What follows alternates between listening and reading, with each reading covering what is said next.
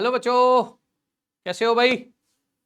तो आज मैं आपके सामने सैस्मो एग्ज़ाम के बारे में कुछ इन्फॉर्मेशन देने जा रहा हूँ। आज मैं आपको SASMO exam one of the largest exam जो कॉम्पिटिटिव लेवल का होता है, और इसका क्या मतलब है। सबसे पहले सैस्मो क्या होता है, क्यों देना चाहिए और रजिस्ट्रेशन कैसे करते हैं, आज की वीडियो में मैं सिर्फ इतनी सी बात बताने जा रहा हूं।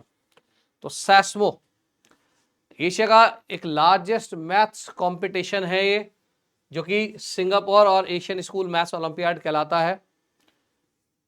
This is for the students from grade 1 to 12। Internationally अगर मैं बात करूं, क्लास 1 से 12 तक के बच्चे दे सकते हैं। अलग अलग स्कूल के बच्चों के लिए अलग अलग सिलेबस होता है।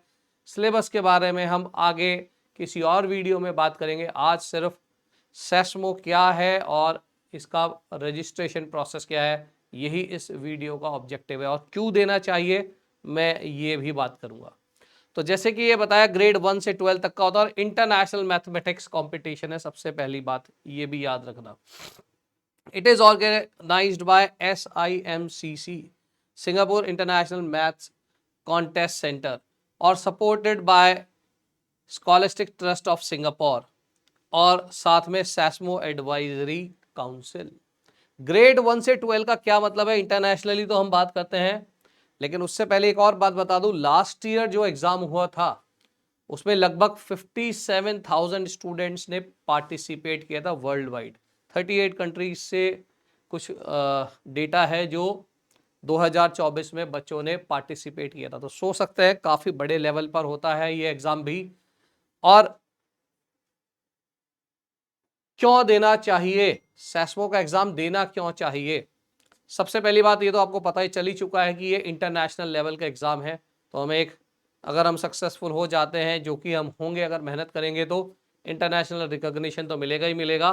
लेकिन साथ में जिस बच्चे को इंटरेस्ट है मैथमेटिक्स में, या जिसको स्कूल लेवल पे भी अपने को और एनहेंस करना है, तो इस एग्जाम की तैयारी करने से क्या होता है, अपने अंदर स्किल्स, मैथमेटिकल स्किल्स और डेवलप होती है।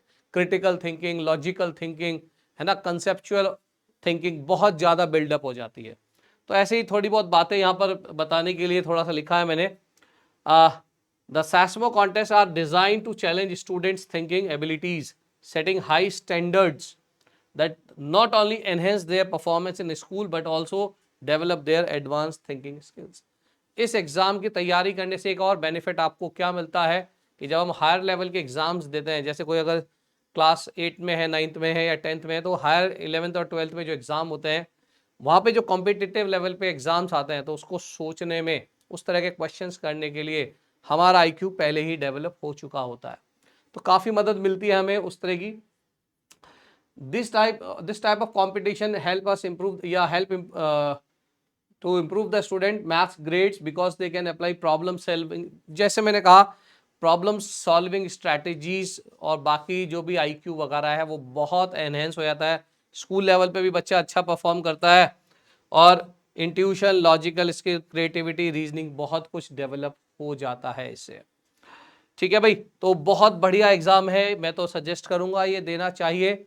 अब इसको रजिस्ट्रेशन कैसे करें। जनरली ये दो तरीके से हो सकता है, होता तो ऑनलाइन ही है, स्कूल्स के थ्रू भी होता है, या हम इंडिविजुअली भी कर सकते हैं।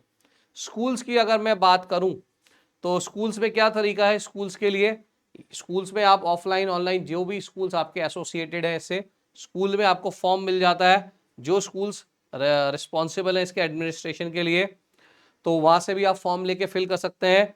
और वो जो पेपर है वो स्कूल्स वाले ऑफलाइन भी कंडक्ट करा सकते हैं, या आप ऑनलाइन भी दे सकते हैं, जो भी रूल्स एंड रेगुलेशन है। या फिर अगर आपको ऑनलाइन खुद ही देना है, तो आप क्या कर सकते हैं।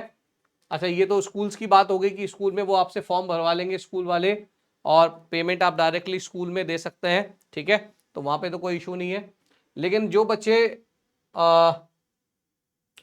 इंडिविजुअली देना चाहते हैं, स्कूल्स के थ्रू नहीं देना चाहते हैं, या स्कूल्स उनके एसोसिएटेड नहीं है, तो उनके क्या तरीका है कि आप ऑनलाइन अप्लाई करें। ये इसकी ऑफिशियल वेबसाइट है, राइट। तो आपके पास लैपटॉप होना चाहिए या डेस्कटॉप होना चाहिए, जिसमें वेबकैम होना चाहिए, ताकि वो आपको देख सके, है ना, वो सही स्थिति में होना चाहिए।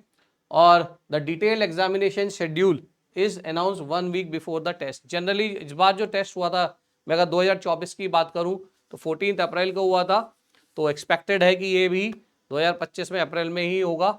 और जो फी है इसकी लगभग 1500 रुपये है इंडियन सिटीजन्स के लिए। तो ये रजिस्ट्रेशन प्रोसेस है कि आप इस वेबसाइट पर जाकर क्लिक करेंगे तो आपको पूरी डिटेल्स आ जाएंगी और आप फिल कर सकते हैं या रजिस्टर कर सकते हैं ऑनलाइन। तो मैं तो यही सजेस्ट करूंगा कि आप इस एग्ज़ाम को दें। बहुत ही बढ़िया एग्ज़ाम है। आपको अगर अपनी IQ या मेंटल एबिलिटी और एनहेंस करनी है और हायर लेवल के जो एग्ज़ाम्स हैं उनके बारे में अगर आपको और सोचना है, और जैसे जैसे आप तैयारी करेंगे तो और भाई बहुत मेंटल एबिलिटी या स्किल्स आपकी डेवलप हो जाएंगी। जहाँ तक ग्रेड 1 to 6 का मतलब है, वो जो यहाँ पर जो बात करी गई है प्राइमरी 1 to 6, वो वही है जो ग्रेड 1 to 6 इंटरनेशनली होता है। ग्रेड सेकेंडरी 1 का मतलब होता है ग्रेड 7, सेकेंडरी 2 का मतलब होता है ग्रेड 8, फिर ग्रेड इसी तरीके से सेकेंडरी 3, 4 और जूनियर कॉलेज 1 और 2 इंटरनेशनल जो होता है सिंगापुर के हिसाब से इंटरनेशनली वो 9 से 12 तक का होता है। तो चीज़ें वही हैं, सिलेबस वगैरह मैं आगे आने वाली वीडियोस में लेकर आऊँगा। तो उम्मीद है आपको सैस्मो के बारे में कुछ इन्फॉर्मेशन मिली होगी। ओके, तो be prepare for this, get ready for this, तैयार हो जाएं भाई और इसकी तैयारी में लग जाएं। All the best.